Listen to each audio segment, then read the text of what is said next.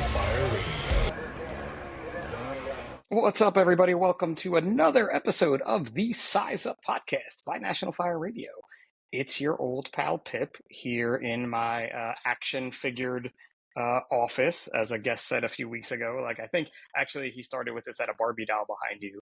And I was like, no, it's a Ted Lasso action figure. So let's get it right. And I also am you could see the orca hanging out there with jaws attacking it. My favorite Lego that Declan and I built, and you're really I feel like you do lose out a little bit. Like, I don't watch podcasts on YouTube ever, even though I have a podcast that comes out on YouTube.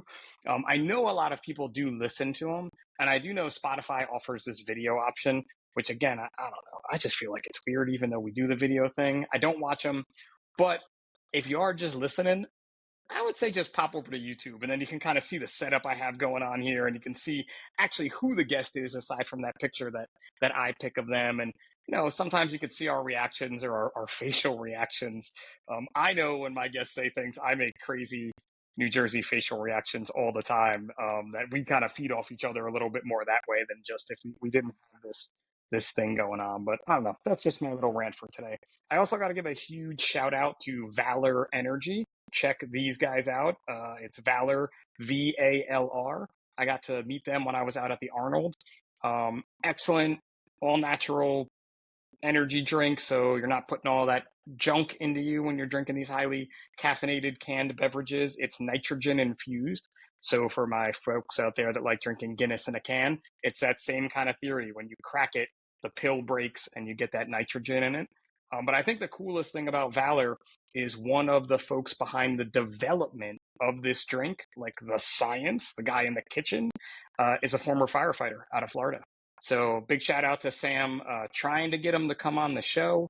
I feel like he's still a little shy, science-y type guy. Maybe he doesn't want to, but he hooked me up. So go check them out, VALR Energy on Instagram, and try to pick this up when you can. This one is the orange.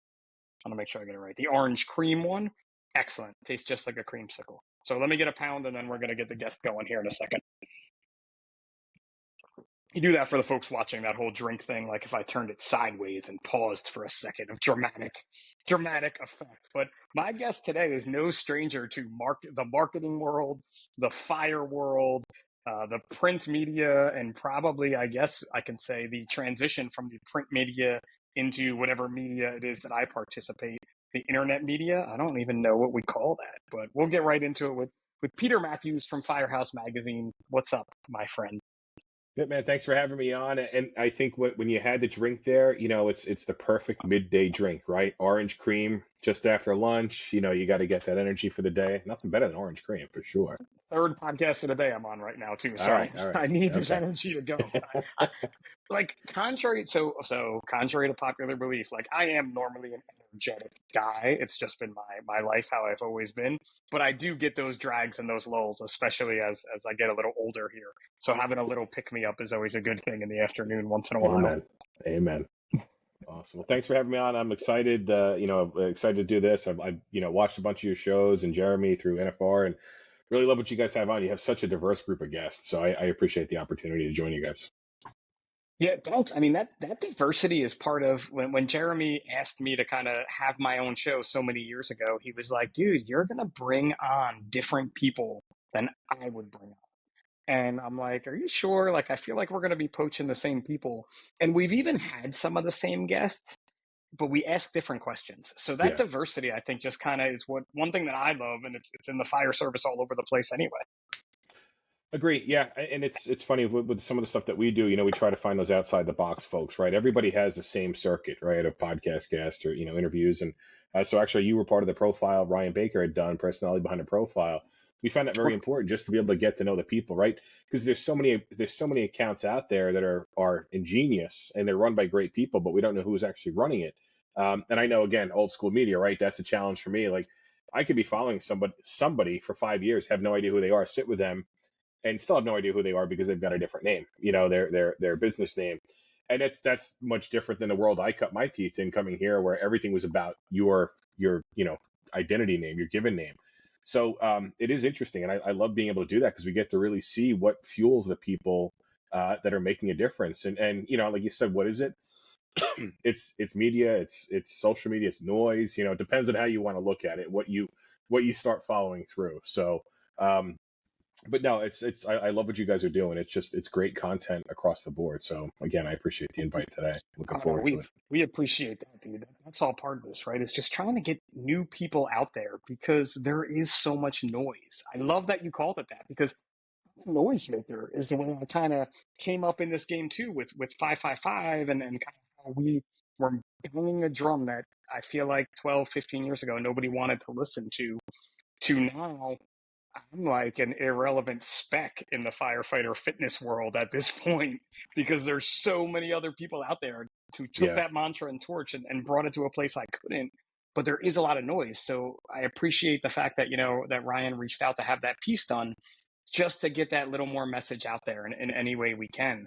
Um, so it's cool, but that noise, how do you even decipher the noise? I guess is a good way to put it. It's tough, you know. I mean, really, you know, luckily we have a good network of folks that we can reach out to, right? Because there's plenty of people out there that are doing great things. There's plenty of people out there who might not be necessarily in the right place to do the right things, and it's interesting, right? COVID kind of posed that challenge to us as a media brand, um, of how do we find the right people, because everybody popped up during COVID. Everybody had a Facebook page, and you know, Zoom. I mean, I don't know how much money Zoom made during COVID, right? But I mean, it just absolutely, there was new stuff every day, but it was exciting because it gave us a whole new world to work in. You know, it was something that the social media folks or the influencers are doing. Then the media brands switched to that. Um, but you know, it's still the network. I mean, we got to, you know, there's times I remember we were in Nashville in 2019 planning the 2020 Firehouse Expo, and we had a class. Description sounded great. Nobody knew who it was. Actually, somebody in the class was on that department, or somebody was in the meeting was on that guy's department, and said, "Oh yeah, that guy teaches you know, truck stuff, and it's perfect." And they said, "Oh, he's been on an engine for 5 years. He's never been on a truck, you know." But luckily, you know, because he was about to teach, and you know, we found out later on that that class wasn't really a good class in the end. So, but there's diamonds in the rough, and that's what we have to find, right? And COVID actually gave us an opportunity to find some of those names that we didn't have an opportunity to really work with in the beginning. Um, you know, and just you stumble upon people, and it's been exciting to kind of see them come up through different channels, right, and do different events. And like one of my favorite stories, um, the last few years is Jared Renshaw. He's out of Pennsylvania. You know, he was selected. Asked him to write an article for an upcoming issue, and his articles gets published. All of a sudden, he's like, "Hey, if you ever need anything, let me know." Well, a couple days later, somebody fell through. We had a big hole to fill, so I sent him an email. I said, "Hey, remember you were asking to do something else?" You know, and he goes, "Oh, my son was just born. My wife's in the hospital, so let me check with her." So I don't have kids. I don't know. So I'm like, perfect. Like, you probably have a few days to yourself. I didn't realize that as soon as the baby's born, they send you right home. Like, I thought, you know, old school, right? I'm like, good. He's got 5 days to You're himself. Yeah. Like, this is perfect. Write a few things. And so he came through and like, you know, put that article together. And I think he sent it over to us at 3 o'clock in the morning, the day it was due.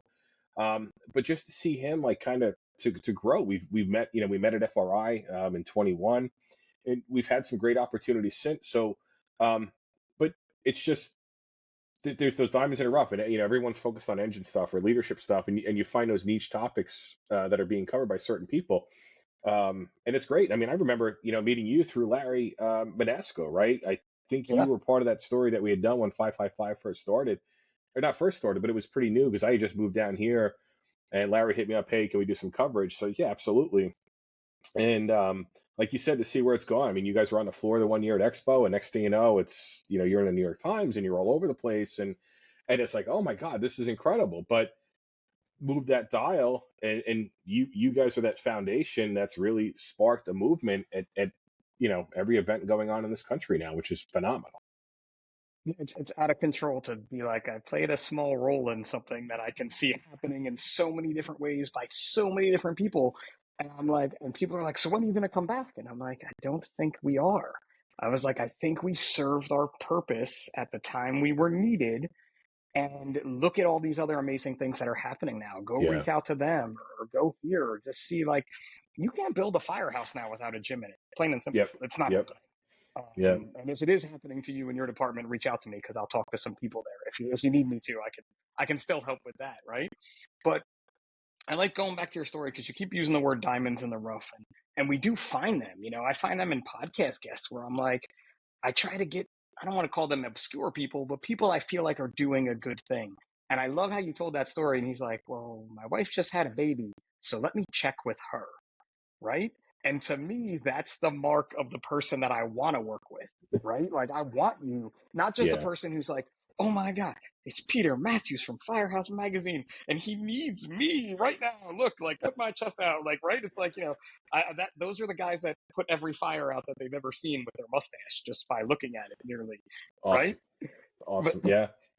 but But you it's have it's the those people in this dedication. industry, Yeah, it's the dedication, right? I mean, it's interesting through that conversation.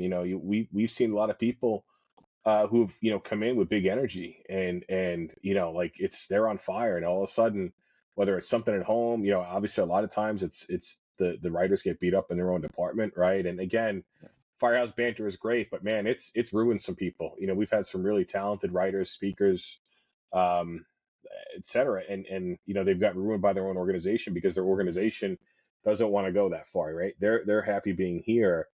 And like I always say, you go to Firehouse or you go to FDIC or something like that, and all of a sudden you're up here. Actually, you're higher than that. You're in cloud 18 at that point. But just because you went there and did that doesn't mean when you come home everybody's on the same level. And we've seen that transition over the years. We've lost some really talented, caring people because in their own agency they just it was too much for them. for So sure. And print is really hard, right? So I think I'm fairly certain I had an article come out in Firehouse Magazine through the trend of everything how it's down, or maybe more than one too. And I feel like, and I think I'm an okay writer when it comes down to writing things. But when it goes to that Firehouse banter, when you put it down in ink and you put it out there, you don't have that emotion behind you like you do on, say, like a podcast, or like if you're teaching a class, or giving some kind of a lecture, where I have people who think that my own department, they come to me and they're like, you must have the fittest, best fitness program in your department because you're there, and a lot of other things. And I was like, we get to work out while we're on shift. That's kind of where we're at. And I'm very that's it. happy for that and thankful for it, right? But you get that kind of when you write it, and I can see that happening to a lot of your writers, where Yeah. they write something down and it just kind of, they don't get the whole point across, I guess is an easy way to put it. Yeah, and it's tough. I mean, it is tough in this world too. I don't want to say we've been burned because that's not the right term, but you see some talented speakers, and they're not able to get the words down, right? Where you see some talented writers who just aren't meant to be in front of a classroom, right? And you have to be Sure. able to engage on both, well, on both levels. I mean, listen, there's plenty of polished people out there for sure, and there's a great network of people that are building other people up to make sure that that's being carried forward, right? And thank God for that, right? Because you have to marry the media side versus the in-person live event side, just like in the academy. I mean, I know there's a lot of people beating up on textbooks and stuff like that right now too, but that's still the foundation, right? You can always reference that book or that article at 3 o'clock in the morning, but when something hits you in the mind, but you can't go up and wake somebody up at 3 o'clock in the morning, even though you're probably going on a medical run at some point around that time. But to ask those questions, so you still have to have that foundation that's readily accessible and available for sure. So Yeah, I mean, I think that's a big part of it too. That again, maybe COVID helped us with, or this like resurgence in social media and the ability to get out there to everyone is also finding that successor, right? Like I kind of had wished I had someone that I could turn 555 over to keep it growing. And everyone that was involved just all kind of agreed they didn't want to do that either at the time that yeah, we were getting to a level we were. But you are seeing that with folks like, they're turning, whether it be people who are doing engine work or truck work that are maybe getting to an older part of their life and not wanting to do this anymore, turning that leaf over to a younger generation of folks who came up just like them. I don't think the folks that are of the older generation now, I don't think that occurred to them when it was their time. um, invincibility, right? It's funny. That conversation, I was chatting with somebody on Instagram the other day. Uh, my friend, we're in our mid 40s, and they just lost their first somebody their age, right? And I'm like, you just lost your first friend, and you're like, and she's saying there was a few folks young, in their early ages and stuff like that. Invincibility, I think, doesn't probably kick in, for the previous generation until you're like 60, right? We're a little bit softer now. So like the medications, right? That stuff starts kicking in. My brother said when you turn 40, he goes, it all changes next year. I was like, that's nonsense. Yeah, man. When you hit 41, next day, it's the world's changed. Obviously, I never followed the 5-5-5 routine. Anyways, Larry never followed through on all those commitments that he gave me, but we're not going to blame him today. Still my fault. Um, No one's but I, listening to this, so no one even knows what oh, we're okay, saying. good. Well, that's a lie, but thank you. It makes me feel a little bit better. But you've got this. I think because back then, they weren't a certain time. I mean, the world's changed, right? The fire service has changed. So before, when the only thing they were doing was, they were on duty in the station, and again, obviously, 12s, 9s, 15s, 16s, 24s was pretty much it. And then maybe they had their hobby job on the side, and then they were doing some writing on the side. Well, now that whole world has changed. Some of those folks can't keep up. Some don't want to go that way. I was talking to a mutual friend this morning about social media and like the impact about, some people are on it 24/7, 365. And then they said, hey, I decided to dial back because I don't need to be on it all the time. People don't need to know everything I'm doing. And I'm like, thank God you finally realized that, because I've been telling you for 15 years, I don't care what you had for dinner. Um, but that it's evolved.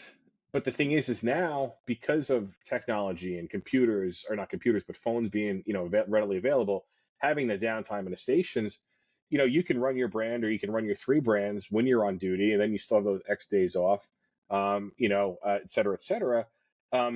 So that life cycle of somebody who was doing 40 years of education and teaching, that's down to about 20 now. And it could be even less than that. I mean, again, there was a lot of people when I came back to Firehouse in 2005, so that's 20 years ago, that were huge, and they were going to take over the world. And, within 5 or 8 years as an individual, they couldn't make it. Right. And again, that was a long time ago. I think now people have that bigger proponent to be able to move forward. Right. Like Jason Patton.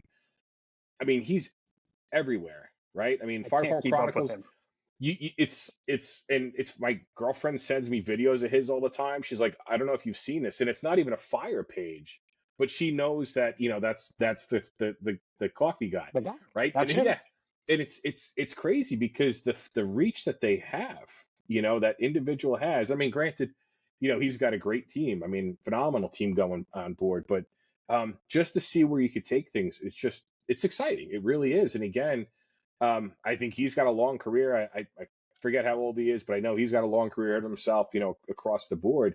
But it's rare, because I think a lot of people do suffer burnout. And again, if they're getting beat up in their own town, or they just, I think a lot of people come in thinking, hey, there's a chance to make change, there's a chance to make money, and there's a chance to be a change driver. Um, you don't always need to have a change driver. That's one thing I've learned, right? A lot of us have gotten onto some of these topics to realize that like the status quo is okay, right? There aren't things that you can change sometimes. Um, the money thing, I think I've seen that so many times, whether it's apparel or teaching or, consulting, speaking, doing your own this, doing your own that, somebody makes it big, but for every person that makes it big, there's 50 people hoping to get, just a chunk of that change. And that's a shame, because if you come into it in that mindset of like, hey, I'm going to make a lot of money off my brothers and sisters. I, I've been around long enough to see you can. I mean, I used to run a blog.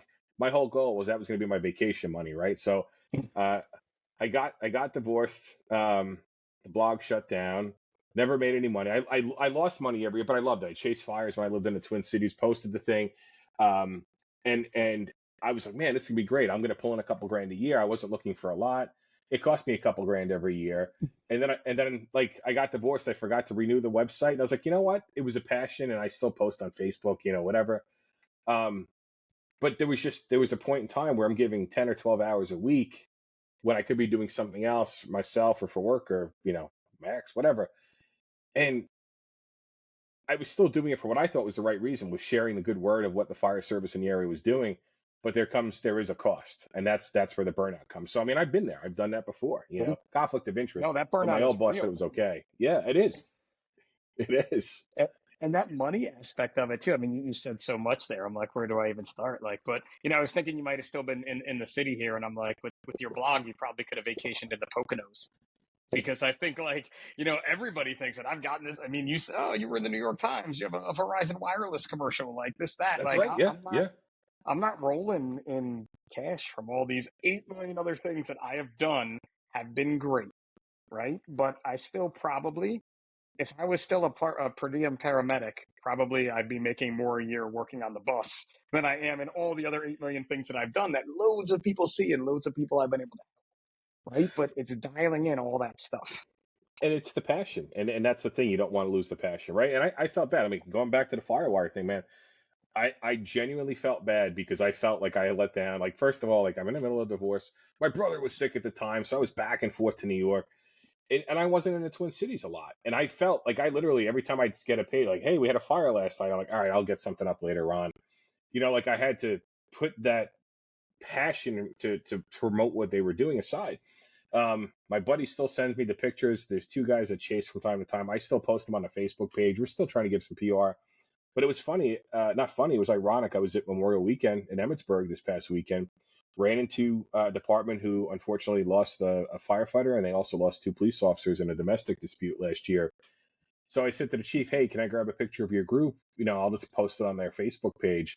I didn't realize they had like 35 members, right? So I posted that picture and put it on Facebook within like 10 or 15 minutes. And somebody sent me a message that night on Facebook, like, hey, are you still around?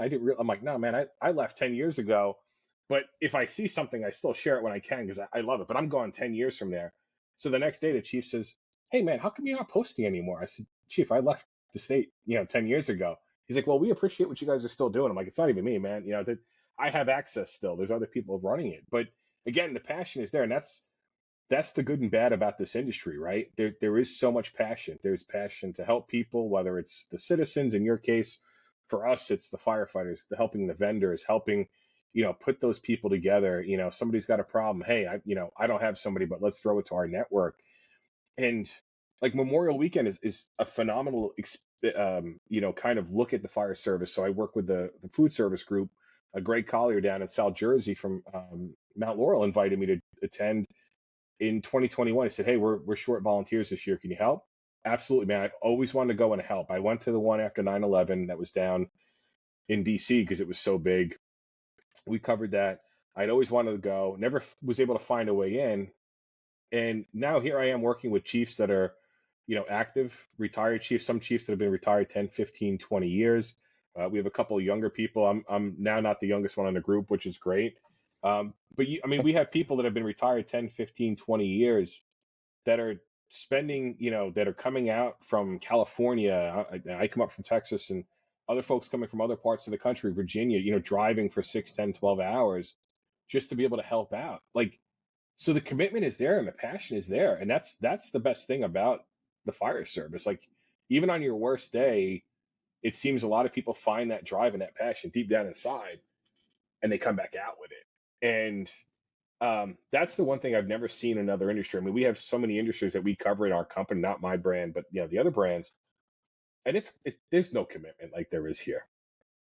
There is none, No, you hear and that that's the all best the thing. time from folks, right? You hear that all Yeah, the time, that this passion we have in the fire service.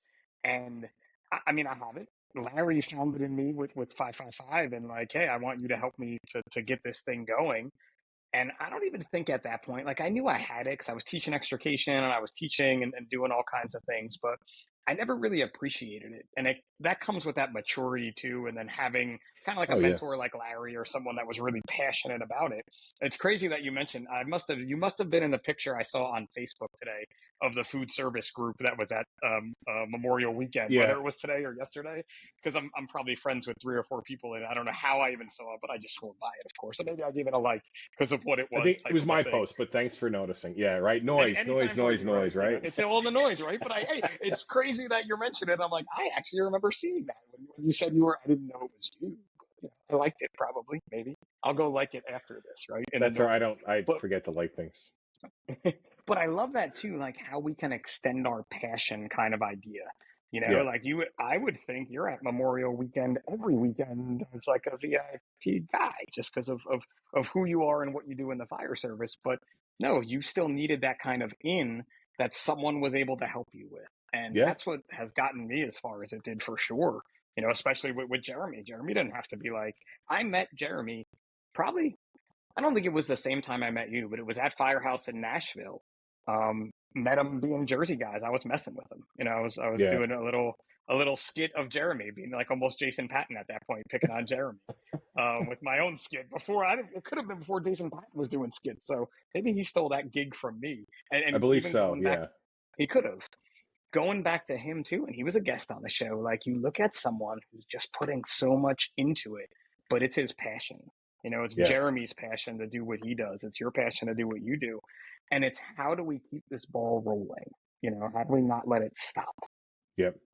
And that's it, at the end of the day. And I don't think it ever will. I mean, there's always, that's the one thing, I think there's always somebody willing to pick up that torch. And, again, you touched on a really good point, before about, building that next generation. And Tim Sendelbach, when he was the editor in chief here, he had that conversation, right? Because we were at that point when I started here in 99. I left in 2003, came back in 2005. And I was, did some contributing during that time. But when I retired in 99, a fair amount of writers had retired, right? Around that time, 99, 2000. Obviously, some more of the folks had retired, post 9/11, right? They had done a couple of years and they were, mentally and physically exhausted. So, Tim's thought was, hey, we need to start kind of pairing people up, bringing in somebody with 40 years on with somebody with 15, 20 years with the same passion. And there was a lot of angst about that decision. And Tim worked on it a little bit, and it was a challenge because some people didn't want to be the replacement. Some people didn't feel they were worthy, and some people are like, man, I'll boot that person, I'll take care of it. And it's tough. It is tough to get to that point, and because you don't ever want to extinguish that person's flame. And right, that's the one thing. I think that's like you see so many firefighters, they retire and they don't know what to do. Whether it's and it's the volunteer side and it's the career Sure. side, right? That last time your fob's gonna work, man, like that's probably one of the worst days of their lives. And so now all of a sudden they have that teaching ability or writing ability, whatever it is, and now all of a sudden they're kind of getting pushed out. Um, there's a great time for war stories, and I think there was a period where war stories weren't desired. But again, through social media, war stories are a thing again, right? They want to hear how it was. I mean, They want to see it, right? yeah, They want to get the lore, right? Because yeah, now that I'm past 20 years on the job, they want my stories when they come in. Like I can command that room with the other senior guys with stories about when I was brand new. yeah, And I'm even finding myself a lot of it too that I'm really trying to keep alive is the stories I was told because yeah, I grew up, with my dad being on the job and his stories and knowing a lot of these guys. Like I can still tell my dad's stories if I need to. If I need to pull them out, if mine aren't cutting it that day, I could go to a Russ story and go to that, right? But it's that understanding that, like, yes, my time is almost up there, not up, but up at yeah. the job. And I need to pass that torch on to make sure there's someone else to keep this going. And hopefully, Hmm. if that story up as bad as I did and maybe make it better. Like, you never let the truth get in the way of a good story. So just go Oh with it. no, no. I mean, it changes every single time. Every single time. But that's okay. That's again, That's it's how it your should be. story. You can be however you want it to be. And then once it gets in the firehouse or gets in the back of the rig, it's going to change anyways, right? So much other noise, whether it's a siren or some other background noise, people don't necessarily hear it the right way, and then it's a different I, story, but it's still a good story.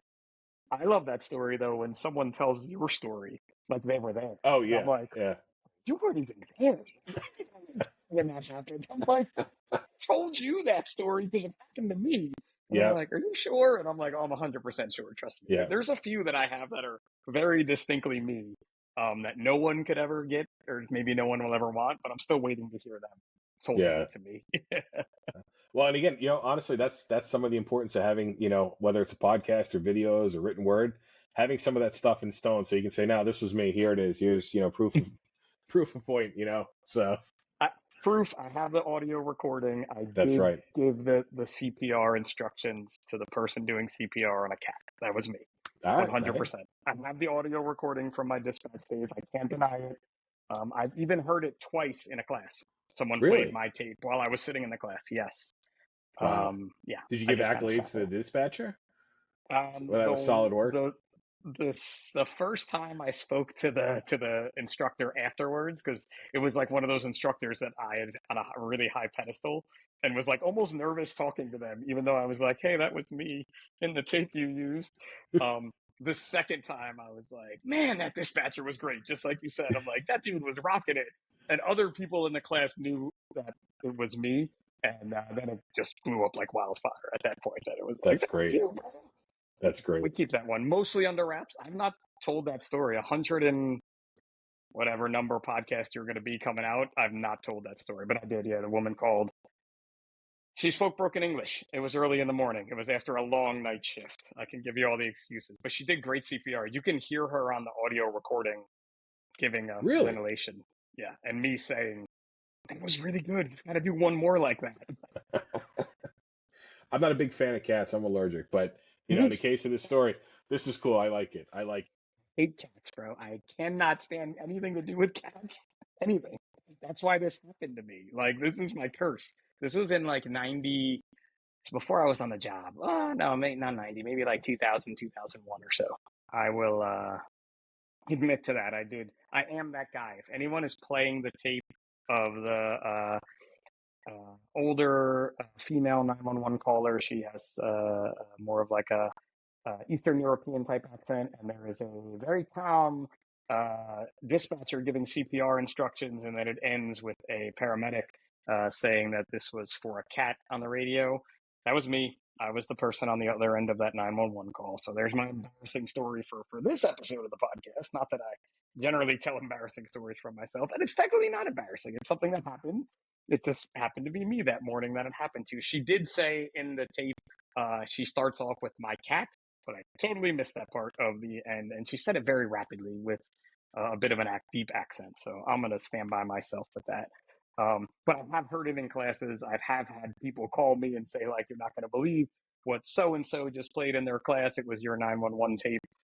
And I do know it was used in a couple of like American Heart Association award presentations, just my voice giving the CPR instructions, no one in the audience knowing that it was actually for the cat. So we all have those stories though in our life, and I think when you work in emergency services and we talk about storytelling, and I know Jeremy talks about this at length on the big show and in his class that he teaches right now, but it's important, telling those stories, getting them out there, and passing that torch on. Like, and the stories do change over the years. I'm going to have Russ back on again, probably the week after this episode comes out. Big Red will be another chat with Big Russ, so we'll get some of his stories going. Um, back now? I'm Let's back. see. Can you hear me?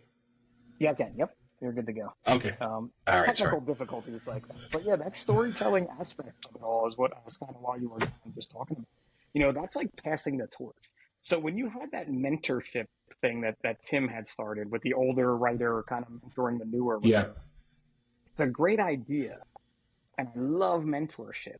But I feel like sometimes if mentorship is forced, it doesn't work as well. And did you guys find that in a way where you were like, hey, I'm going to pair up Pete and Pitt, and maybe it worked, maybe it didn't, as opposed to just someone being like, hey, I got this guy, I think I could bring him up, or hey, who would you want to mentor you? Like, how did you kind of go about that?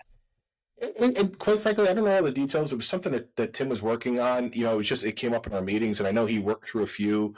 It only worked with 2 or 3 folks, throughout the course of time. I know some were, folks that we were trying to get in, or Tim was trying to get in. Others, I think, were identified by those people, right? And like, it's interesting, right? Fire politics would be a great example. We had a fire politics column from the very beginning.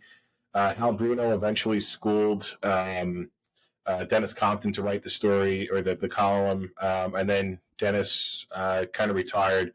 Shane Ray and Kevin O'Brien started doing it. And then when they kind of retired from it, there was really nobody to cover it, right? With the exception of somebody like CFSI's Bill Webb. But Bill's overwhelmed. And, it's unfortunate. We had that conversation here. I mean, I'm the only one that was around at Firehouse during that time frame on the editorial side. And now with everything going on, it's a shame. We really need somebody that has that, DC connection to kind of help guide us through, because CFSI is trying to do everything they possibly can, and they're doing a phenomenal job at giving us the updates of what we need. But that's one that for a few years, probably a 10-year period, it wasn't critical to have that topic being covered. Now it's so critical to be covered, and there just was nobody, right? Hal retired, and some other folks got involved, but there just isn't a passion for that topic anymore, unfortunately. Well, I think too, the way that, again, this noise society we're in is like, look, I don't want to cover that topic. It's so polarizing, right? And people are so, Yeah. and a lot of the polarizing end of it is because people are so passionate about it, right? But good point. Yeah. I don't want to take this show. I don't want to take this brand. I don't even want to go down that road on my personal end too far because of just how kind of off track we went with it. We can't look at it as just like an issue like, hey, we need these investigators coming out to help us. You know what I mean? Like, and in this instance, maybe there's some things that we do want changed, but no one can just say we want change. We want to be way to the right or way to the left, no matter what. And so I feel like finding that person and the right person, like you look at like a Bruno, to me, obviously being both vertically challenged was one of my heroes in the fire service. And we always got to joke about that when we would run into each other somewhere. I'm like, you're my favorite, for eye to eye. Like, and he would agree as well, like regardless of it all. But, he just had that nature that like we need him to pull us through this right now almost, right? Yeah. Like, and that's really weird for me to say. That's something along those lines, but like just to get past the noise. Yeah. And that's what a lot of this stuff has become, which is part of that challenge, is finding again that diamond in the rough that's really going to make that work. And there's a lot of people, it's been fascinating to see. I mean, I saw it back when I just did the digital stuff, so when I came back, I was at the magazine, then I came back, I ran the web for about 12, 14 years, something like that, before I got into this spot. And on the web, there's genuine interest, right? It was kind of the clearinghouse. If it couldn't make the web, or if it couldn't make print, we would take it. But then we had our own stable of folks who we would develop, right? We were kind of the minor league team until we would get them into the magazine. But then all of a sudden you would start seeing trends like, wait a second, this is going someplace else that it wasn't going in the beginning. And luckily we didn't have contracts and everything else at that point, to be able to just kind of say, hey, we're cutting you loose, because all of a sudden you're starting to drop your products or, somebody's product in there. And obviously, again, the fire service, I think it's changed, right? They used to step away. If it started mentioning product, timeout, we're done. It doesn't seem to be that way anymore. But yeah, I mean, you never really, you don't know a person's intention, and that's the one thing that you could get caught up, and that's career ending, and a lot of the stuff that's within the world of the fire service, because we are so protective. Very easily, and even at the end of it, you've seen the difference between like, you're as old as I am, so we didn't even have the exact, like, I have to go to this show to see this product. We kind of came up with other ways to see it, whether it was in the magazine or the internet was kind of budding at the time. Yeah. Whereas now, I mean, you don't have to go to a show to see a product at all. You can see everything about it. You can see 18 million reviews about any product. I mean, I just bought a gazebo for my new deck. I watched a video on how to build it last night before the thing even came. Wow. Just the society we live in. So you see with the products, like, and it's something, I don't have a product on this podcast. Like my friend sent me some energy drinks, so I was able to plug them a little bit. But like when I'm the product, it's so much harder. So people find that product and they're able to tie it together to get the attention of folks very easily. Agree. And I still, I do. I guess I worry a little bit about that, the change in events and, in-person type meetings. And I hate the even word in-person, right? Because that's a post-COVID word or phrase that we use. But, I mean, I still think you need to get out. I mean, you do need to talk to people, right? I mean, I remember as a kid, right, Glenwood Fire Company, where my dad was, they were looking to get a new rig. And, they visited like 14 departments. They were trying to replace an engine with a telesquirt. And they went to all these places. I mean, it was weekend after weekend. Dude, you want to go? I'm in the car already. I got the camera. Let's go, Dad, But like again, just having that opportunity to get out and see it, touch it, feel it, and again, it's different, right? I mean, boots, you have to make sure you're comfortable wearing it. Gloves, you got to make sure they slide on and off easy, all that stuff, dexterity. Apparatus is a little different, but you still have to go look at it. And, like we've got the station design conference that we do, and Janet Wilmot does a phenomenal job. She's been doing that for 10 years here almost, and maybe 10 years already. And, like part of that event is going to see stations, right? Because some places are in areas where there are no news stations. So they could see it in a PowerPoint, but you really have to get your hands on it. So I just hope people still see the importance of, whether it's going to a road show or going to an event to really get their hands on it, because buyer's remorse with a Hearst tool, not that, there's no buyer's remorse with the jaws of life, right? But buyer's remorse with some of that stuff, that's a 15-year purchase, right? You can't just go out and buy something new. And I mean, as long as you got to do your due diligence and get your hands on it and try it. And that's one of the cool things is that the manufacturers are taking stuff to places now, right? I mean, it's a mix because the world has changed, right? The way that people get access to things has changed completely. Yeah, and there's just more opportunity to do that, right? And I'm even to a point where, like, I was like my department's rescue guy for a very long time. And I still technically on paper am, but I'm relying on guys with way less time on the job than me who are way more into today's rescue world. The same as I was 15 years ago. And I'm like, hey, let's ask these guys, because I understand the purchasing end of it. I understand the budgeting end of it. I get all those processes because I've been down the road so many times. But guys, what do we need? We're looking to do another big update. What size rope should I get? What type of a clutch should I get now? We're not using Prusix anymore. We're using all kinds of different things. And it's that what we're kind of been harping on this whole time. It's that passing of the torch. Yeah. On to the next one, right? And almost trying to find that replacement. I mean, I found that replacement for me. He just doesn't want it, but I'm giving it to him soon, no matter what.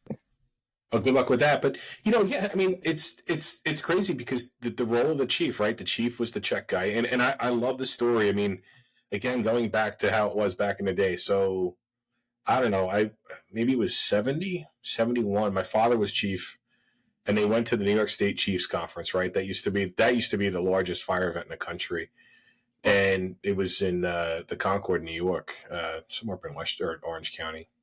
I don't know, one of those counties, but in the 70s, they went up with approval from the company meeting to go buy some engines. They got such a good deal, they drove home with twin American LaFrance pumpers. Done. And it's like, here's a check, thank you very much. And they just drove home. And then the next year, he's like, yeah, you know what? I remember him telling me the story. They were on the phone. It was the last day of the show. I'm sorry, that was the last night of the show. The show was the next morning, too. And they were on the phone at the company meeting saying, hey, we can get this brush truck. We need approval for this. And I guess they didn't have enough people. So, again, this is like in the early 70s, right? So they're calling people at home. Hey, Pip, can you come down to the Firehouse? We need some people for a boat. Yeah, we need 5 more people. So he said all of a sudden these folks, they're leaving dinner and leaving whatever else they're doing. They come down, they vote, and then my dad bought a brush truck. So in his 2 years as chief, by check, he would go buy 2 engines, and he would be able to buy a brush truck. But it's like, I mean, you were selling them then. I mean, that's just how much it's evolved, right? I mean, it's very basic. I mean, the cool thing was when I became an officer in Glenwood, which was my father had already left that department, he had retired elsewhere. That was the first rig I was an officer of. Was the rig that my father bought. Yeah, like that was really meaningful. The other one got destroyed in one of the floods, so it was cool to be able to have that. But it was a very basic rig, and it worked for 30 years. They outfitted a little bit, with some additional stuff as the fire services evolved. But that's what they all used to do. And that's because the chief had the check. But now the chief's a politician, right? And the chief is going to the community organizations to partner with them and build those relationships. And then, they're going to see the local representatives because they're trying to fight for funding. So the purchasing process has changed. I've seen that evolve too. A lot of times it's the assistant chiefs, deputy chiefs, whatever that second tier of chiefs are in the organization, is they're the ones that are really improving it and they're in the know. But you're seeing that as, hey, we're too busy. There's so much going on that captains are kind of like really, reining in a lot of this purchasing. So that whole process has changed too, which has been fascinating to watch. The chief isn't necessarily the decision maker. It depends, right? I mean, a hand tool, glove, something like that. Obviously, it's a bigger thing. They have to work with IT, whatever it is. But it's been interesting to watch that transition happen as well. Yeah, and to just play a little role in that too, right? Where like, doing stuff with 555 and working with a lot of fitness companies. I mean, we had some really large booths at some big events, and like I've met the chief, the assistant chief, and the purchasing agent for very large cities in states where I'm like, all right, let me get the real sales rep on the phone. Like this isn't just a like, hey guys, check this cool thing out, bring this info back to your department. Like these folks came like with the purchasing agent. I'm like, hold on, let me make a phone call. Can you stay right here? We're going to put someone on speakerphone now. This is way above my pay grade from this company that just wanted us to show their product off here to the fire service, right? But you see all those things, and that getting out there and meeting those folks. Dude, I just had a crazy 555 thing happen when I was at World's Strongest Firefighter at the expo, at the Arnold Fitness Expo. We were going backstage to see something, and this woman stopped me and she's like, "You're Pip from 555 Fitness." She worked on the marketing team with our first fitness company we ever partnered with. Really? And yeah, remembered me from meetings and from the ad work we did with them. But I'm just like, holy cow. She ended up, her husband is a paramedic. So she kind of had a little more of a tie. But it's getting out there and meeting these folks is what I'm getting at. And that kind of touch we need back and forth.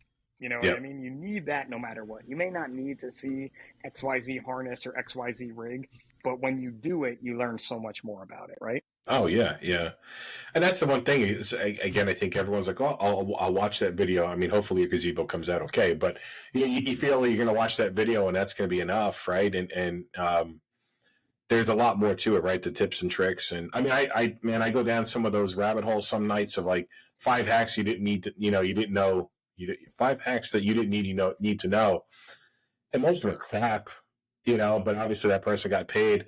But I'm the idiot. I'm like, well, the next one's got to be better, right?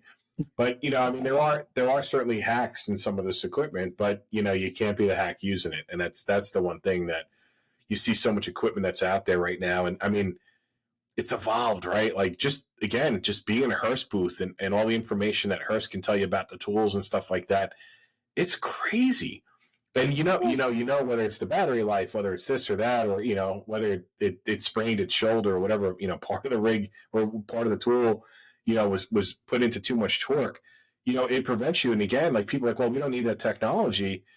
And I would, 15 years ago, I probably would have agreed. But now, if your tool was telling you like, hey, this problem's going on, the next time you get a pin job, when that thing breaks, and then now you're waiting on somebody else to show up, that becomes life or death because you didn't know, and now you have access to some of that data, and it's pretty wild. Again, just to see that evolution has been really neat. Yeah, and to be a part of that evolution too, right? Because now we're using battery powered tools.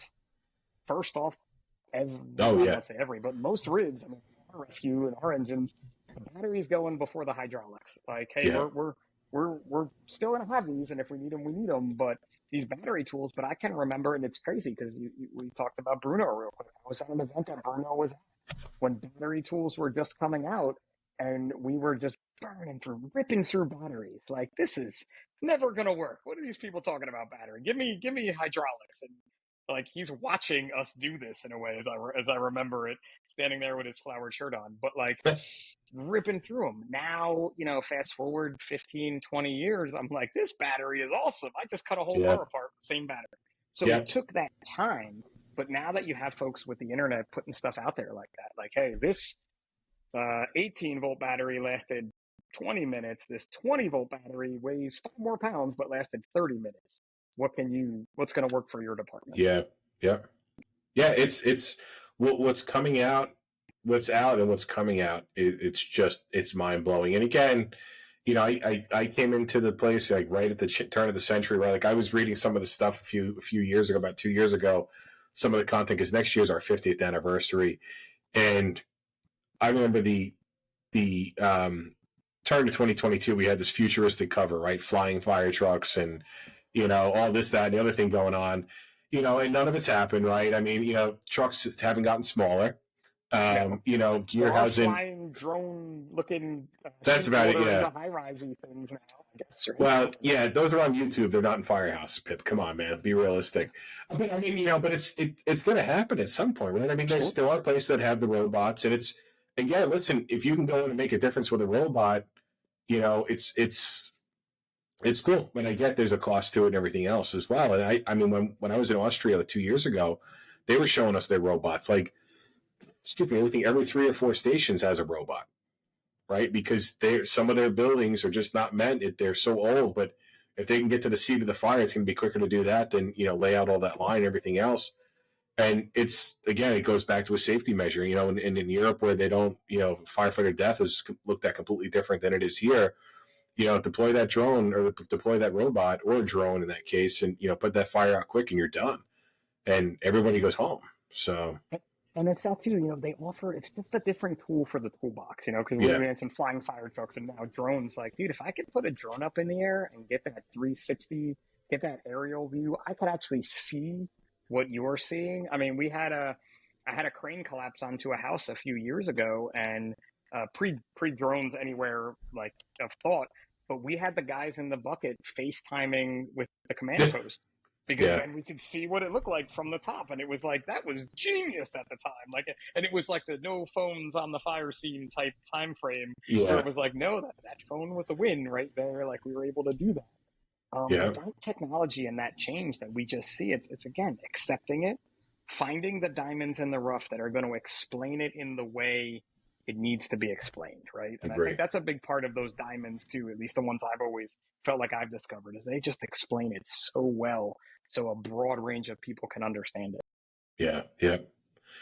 I mean, it is exciting when you find those people and that, they might not be doing 10 or 15 contributions a year. Their 2 or 3 contributions are going to move the dial. And again, that's all that matters in the end, as long as they're, yep. It's the same as like people are like, you should put out more podcasts. And I'm like, I can barely get one out a week just with all the things we have going on in our life, because our life isn't maybe what it was. When those guys were able to write the way they were able to write so long ago, I don't really see many people being able to do that without burning out too quick.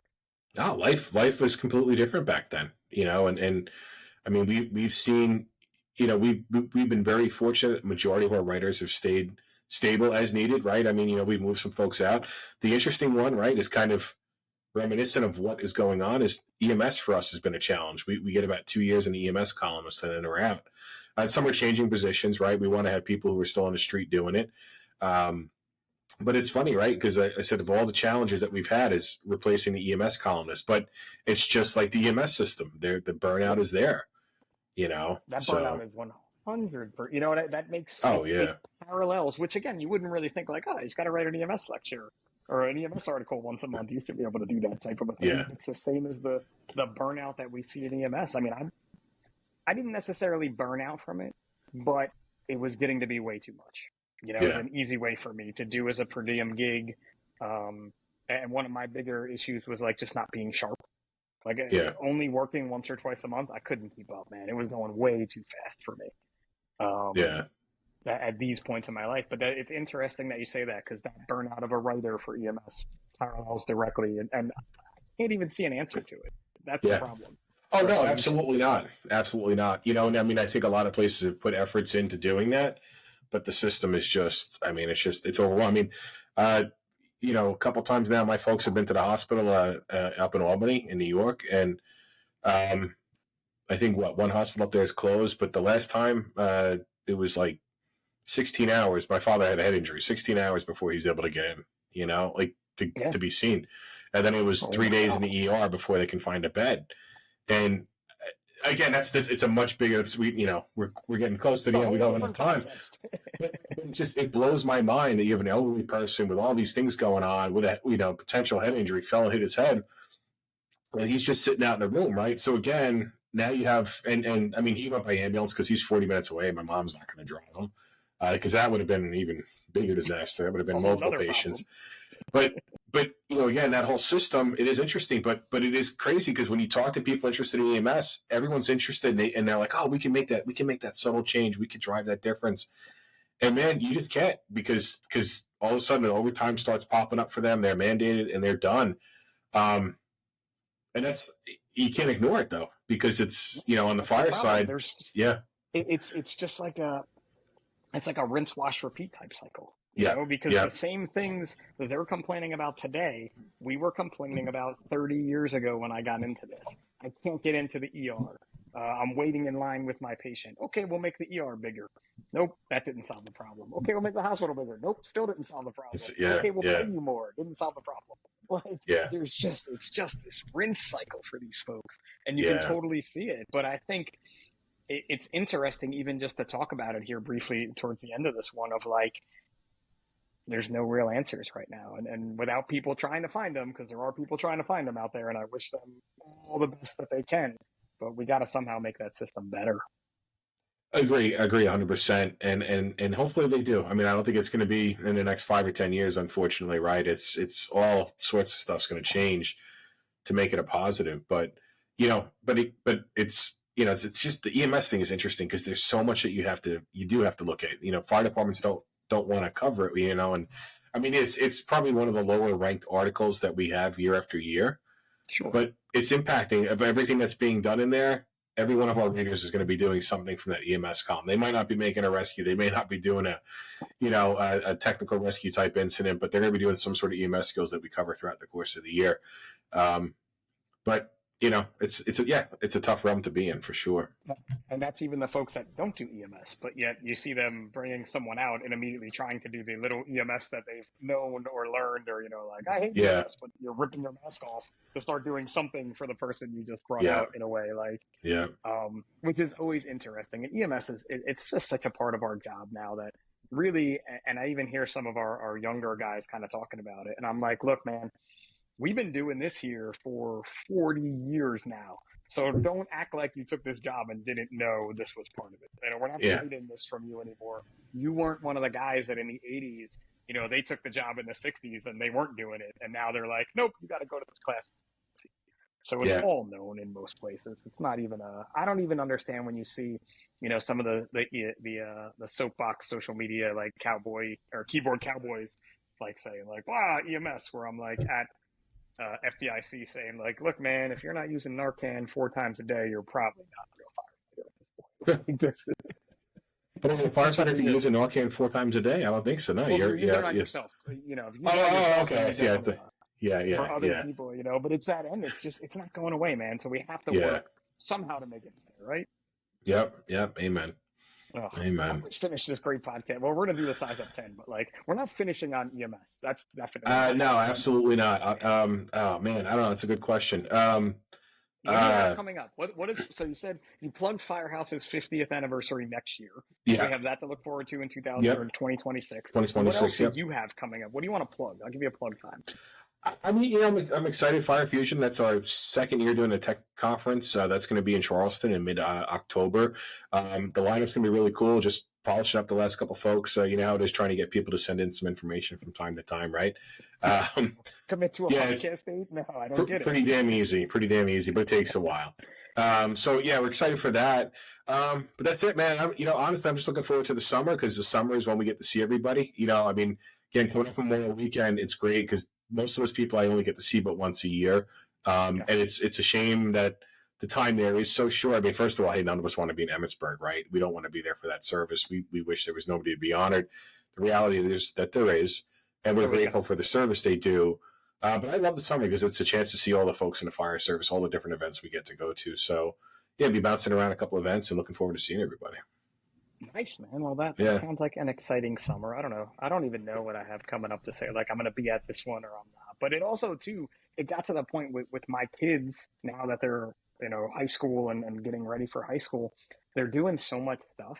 And I always tell people when they were younger, it was easier to kind of leave or miss things because they kind of had no clue what I was missing.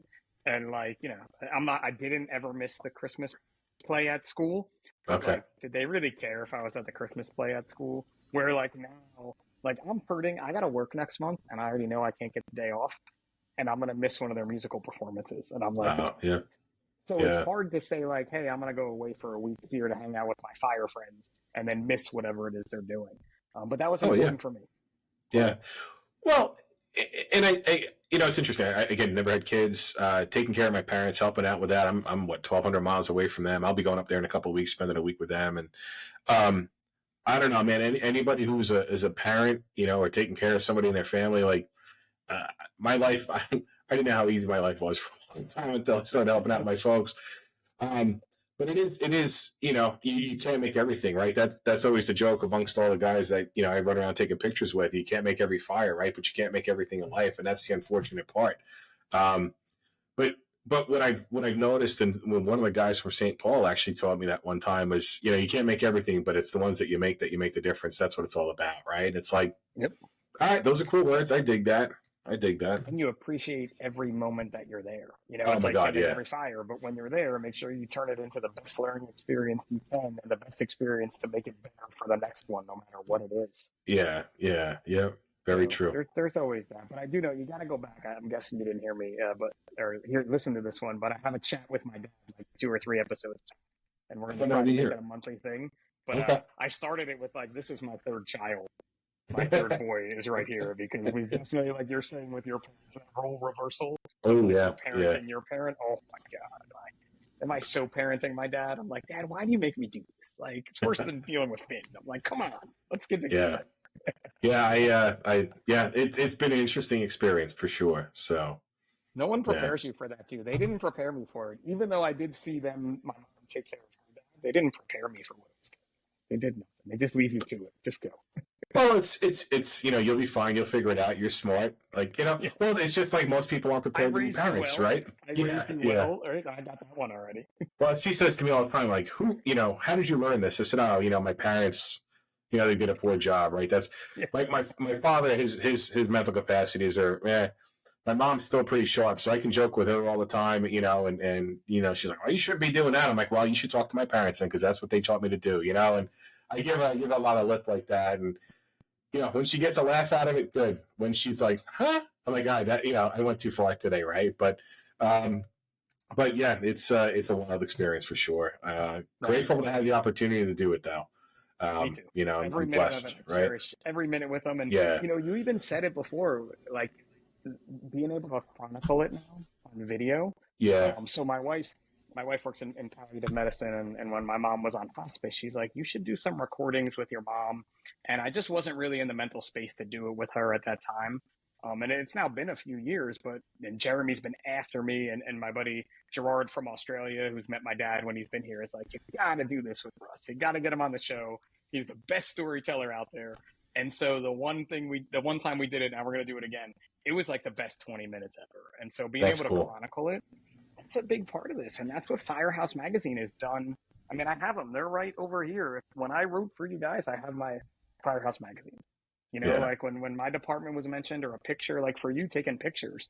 I mean, your pictures are everywhere at this point. But those chronicles are so important in paying it forward.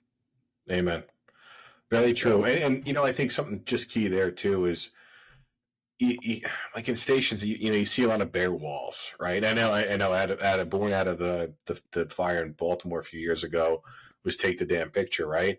But when you take the picture and hang it up, don't take it down because they're not in the station anymore, man. That's part of the fabric of that station. You gotta, just like anything else in the fire service, you gotta continue to pay homage and make sure you leave those pictures up.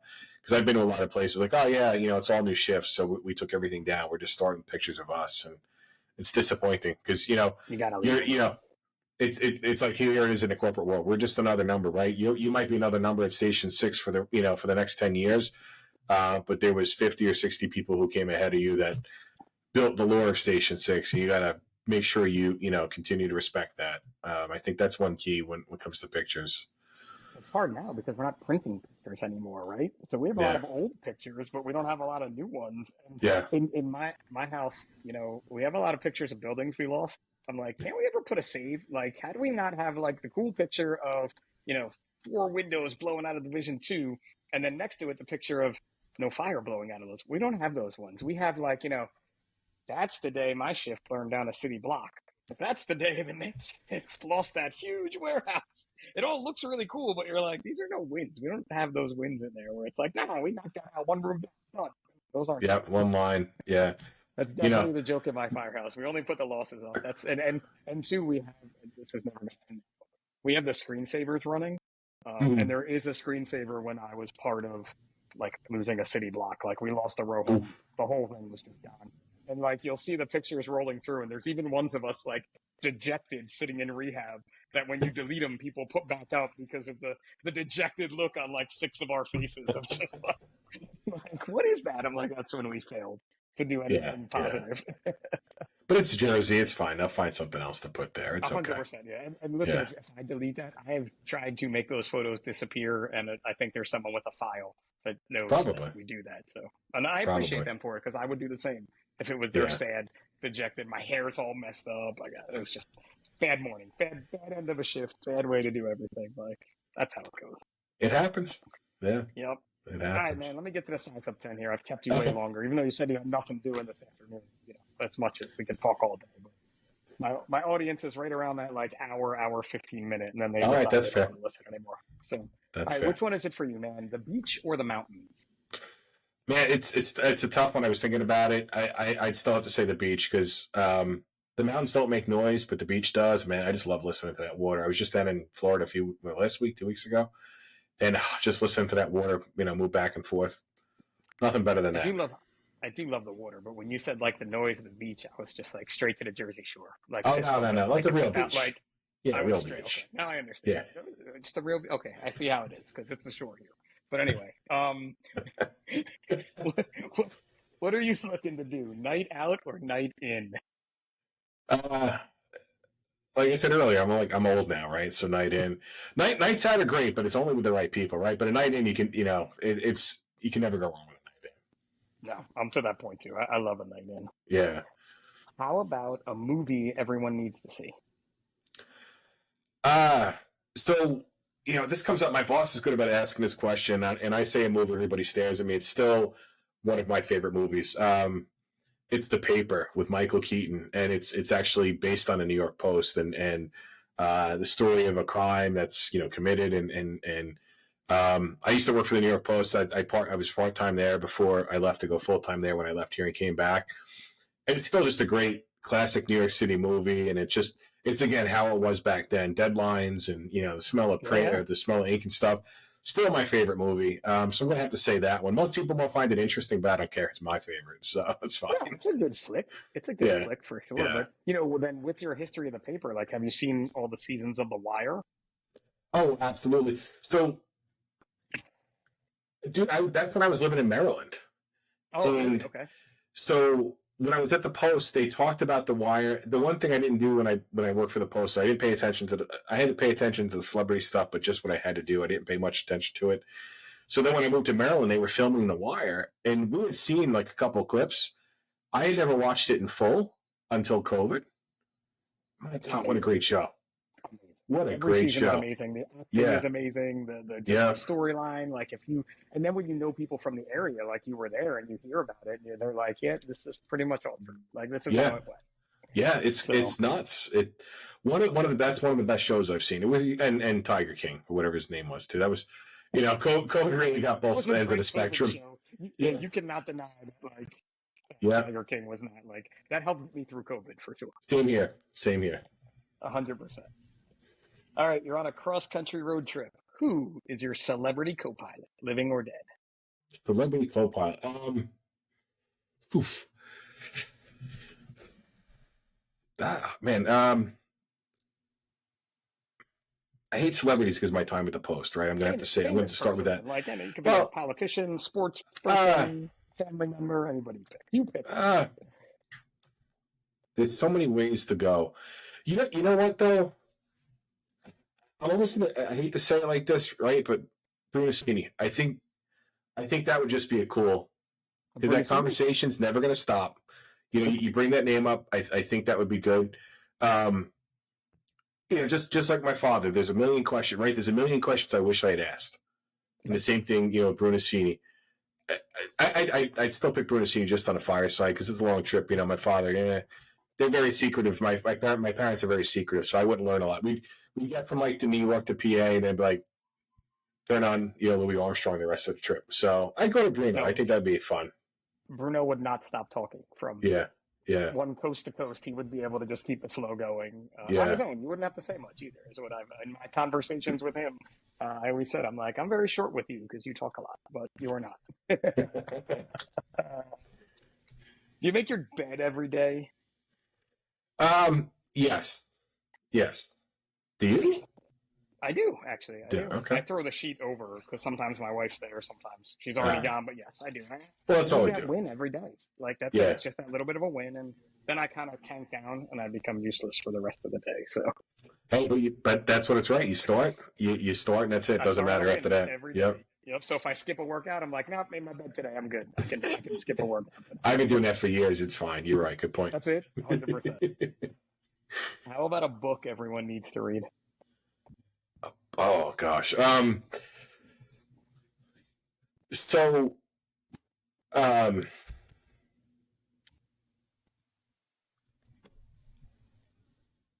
think it's called. Of course, I can't look it up here right now, but it's in the other room. It's something like I bought a house in Detroit for $500, and it's a book. I was actually in Detroit. I was at Buffin, and I was at a bookstore at I forget the school downtown, and they had a whole local section, and it's a fun book about somebody who moved, wanted to live that Detroit life, bought a house for $500.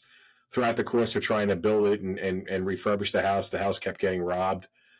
And at the end, he said, I don't know why I did this. And he sold the home, or I think he just left the home and went home. Like that was it. Like he went back to his family. But it's just a cool story of, the urban renewal experience for somebody like a country boy that came in and lived that life. Pretty good. Interesting. I tried to Google it, but it's giving me like how to buy a house for $500 instead of a book about it. But let me see. I got it. Here it is. A $500 house in Detroit, rebuilding an abandoned American resort. Yes, that's it. Yep. That's it. I'll have to Thank check you. that one out then. Thank you for the assist. No problem. That's what the host can do every now and again. I could get on the Google machine real quick and find the answer. The technology. Which one are you taking, the highways or the back roads? Back roads, man. Back roads, for sure. Yeah. You've been to a lot of places, so give me a bucket list place you want to visit still. I want to go to Ireland. Like, I don't know. I figured you would have. No. I haven't done a lot of international, unfortunately. I've been to every Rust Belt city in the U.S. Multiple times. But Ireland is cool, and I don't know much about it. There's a picture from Steve McCurry that was on the cover of National Geographic years ago. I watched a documentary about National Geographic photographers because that's what I intended to do in life. And just his photos, when I actually have the issue, and it's just the most beautiful country. Everybody I know has been there. I've been trying to get my girl to go, but she's already been there, of course. She's been everywhere. So we've been talking about it, and maybe next year we're going to do it, maybe next spring. It's just tough to find out. It's crazy, right? She does events. I have a bunch of events. So we're trying to find that window we can both go at a good time of the year. Because a lot of folks I know have been there during the cold season, and they say it's miserable. It's kind of like being upstate New York. So I would say Ireland. I don't know anything about it. I've never looked it up. When I go places, I tend not to look things up. I just kind of stumble upon things. So. This is a great way to do it. I mean, we definitely. I'm a little bit like in the middle. I ride the line of like some plan, but then offshoot. Like let's go down this street and see how it looks, or let's check this place out, or something. Yeah. So Ireland's on my list. We've yet to go as well. All right, let's go. Definitely want to get there. So let me know. Okay. We'll jump in with you if you want to deal with the traveling pip brigade as we. We're good. Actually, thanks. That's right. I forgot. All right, 2 more to go. Which one is it for you? Is it football or football? Football, man. Football. I can't. Answers are very passionate, one way or another, on this question. So. Football. Yeah. It's cool. I've been to a few of those games. Matches. They're called matches. Whatever they are. Yeah. I still hockey stick, golf stick, whatever. I don't know. I'm avoiding that. I just like to watch. If I'm not getting paid to photograph a game, I don't care what they're doing. But football is awesome. I mean, it really, it's such a fun sport because you just never know. And so college football, I mean, I live in Fort Worth and TCU is here. And I had a chance for a couple of years to photograph TCU football. They won the Alamo Bowl. It was like the biggest comeback in college football history. They were down like 40-0 at halftime. Excuse me. It was a great opportunity to see that. Then TCU went to the Fiesta Bowl 2 years ago, beat Michigan. There was no way in hell they were going to beat Michigan. Blew them out of the water. Like a sports fan here, by the way, not just the guy who photographs the sport. Well, it's your local team, right? But sure. So my buddy and I, so his daughter went to TCU. His wife works at TCU.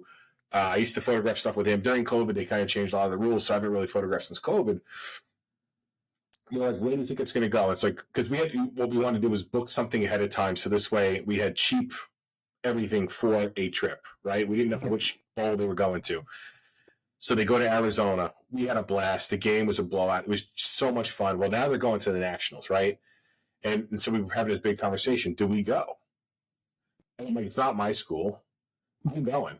Because there's never going to be a chance again. And like, it's crazy. So like my buddy wasn't going. So my buddy's wife said, well, it's a lot of money. I said, listen, I'll give you my miles. I'll give you the hotel points. I'll give you my miles. All you guys have to do is pay for your meals and buy your tickets. And we went, and they got absolutely hammered by Georgia. It was pouring rain, like most rain they ever received on a January day, of course, right? SoFi Stadium, beautiful stadium, except when it's driving rain because the water is this deep. It was a miserable experience, and then the drive back to San Diego, soaking wet for 2 hours, was freaking miserable. But it's still the best thing because when is TCU ever going to be in the championship? And it's one of those YOLO type things, and I hate that term, but I do use it in that regard because I regretted it after we got back. But every time I see somebody like, oh yeah, I was there, it was like it's a once in a lifetime experience. Everything was in the rain. Tailgating was in the rain. It was all in the rain, but it was so awesome. What an experience! An epic story, right? Yeah. Like that's so your life is about. When you look, I just feel like when I look back on my life, what are my epic stories going to be? And that trip for you is definitely an epic story. Or you could have been like, no, I said no, and then you're probably going to be like, well, it rained all day, so it would have sucked anyway. Just to convince yourself you were wrong and move on. The epic story. I haven't been to a game since, but anyway. I'm still broke from that trip, but it was worth it. That's it. It was worth it. Worth it on the last one. Go on a high note, that's a low note. Last one. Be a great piece of advice you would give to your younger self.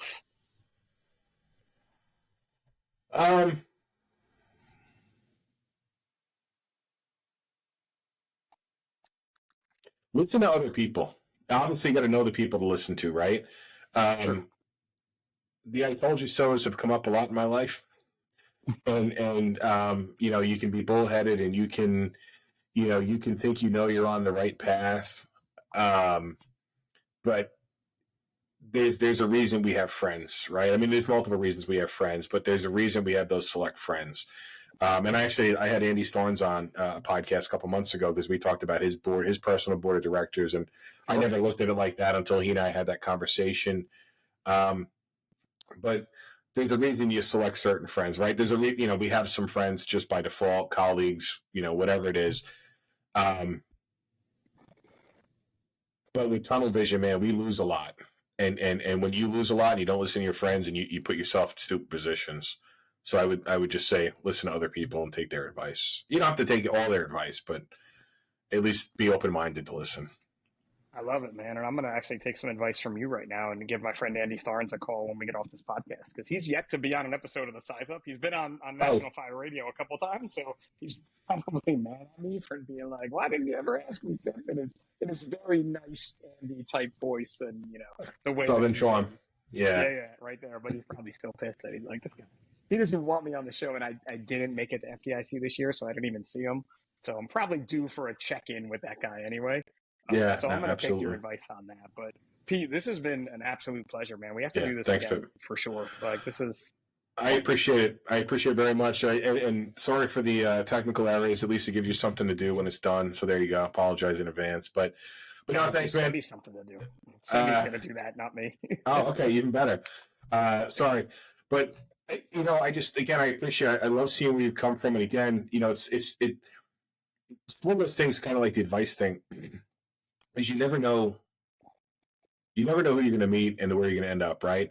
And through my time here, I've met so many great people that I thought I would never see again, and you always end up in a circle somehow connected, right? And even this past weekend, with Memorial Weekend, I was with one of the guys on my team who happened to know a guy that I just met from here, and from Fort Worth, and they work together in California, right? And talking to Larry, that's how I met you for the first time. Like that's the one thing I love about the fire service is, they say 6 degrees of separation, right? I think in the fire service it might be just 3 degrees, because it is such a tight knit group. There's a million people, but my God, it is so tight knit, and those are the people you want to lean on, but also always obviously watch what you're doing, right? Because those bridges, man, they burn fast.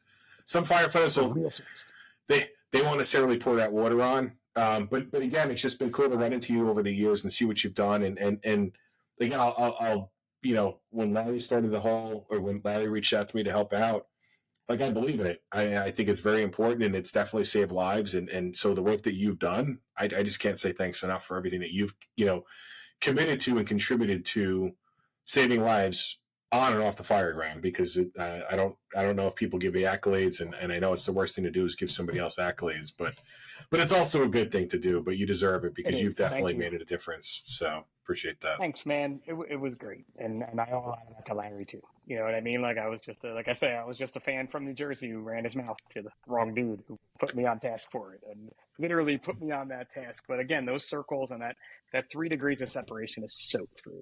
Like, there's just so many of us out there, and I love meeting new people. And then being like, oh, Pete? I know Pete. Him from Memorial Day weekend? Like, I met blah, blah, blah. And then you just know. The next thing you know, you're in this world. So that's what this podcast is for. I do feel bad we never even talked about your photography, because I had that written down. I wanted to get into that. So that'll be for episode 2 when we get there. All right, sounds good. I kept you more than enough time, way over the time we normally do. So I'm not going to do a big outro. But I will say this. If you want to talk about something, reach out to me at the Size Up or at National Fire Radio. Let's get you on this show. Let's get your 3 degrees of separation. Let's get your diamond in the roughness out there, which I don't even know. Did I just do that? Diamond in the roughness. I like that. Like, if that's what you have. It was approved last year. Yeah, you're good. Was you're it? good. Okay, good. Yeah. I got that one in there. Reach out. Let's get you on the show. Totally ruined my own train of thought. But as always, this is Pip for the Size Up by National Fire Radio. Thanks for tuning in, and we will catch you next time.